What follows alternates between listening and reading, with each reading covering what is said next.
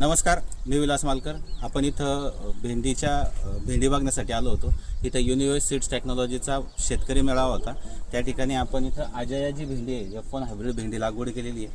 आपण इथं जटवाड्यामध्ये आलो आहे आणि भाऊंचा हा प्लॉट आहे. तर दादा किती दिवस झाले याला लागवड करून? भेंडी लागवड करून दोन महिने झाले. हिला जवळपास 60 दिवस पूर्ण झाले. आता बऱ्याच भेंड्यांमध्ये भेंडी तोडण्याची समस्या असते, तर ही भेंडी तोडायला कशी आहे? भेंडी तोडायला अगदी सोपी आहे. ओके, अगदी तोडायला एकदम सोपी. जर आपण भेंडी पाहिलं तर लगेच तुटती आहे. त्याच्यानंतर सगळ्यात महत्त्वाची गोष्ट की पूर्ण जर आपण भेंडी पाहिली तर या पूर्ण भेंडीला जवळपास 4-4, 5-5 फुटवे प्रत्येक भेंडीला दिसत आहेत. असं नाही की एकाच झाडाला फुटवा आहे. आणि जर आपण पाहिलं तर पूर्णपणे जवळपास भोयाचे किती तोडे झाले?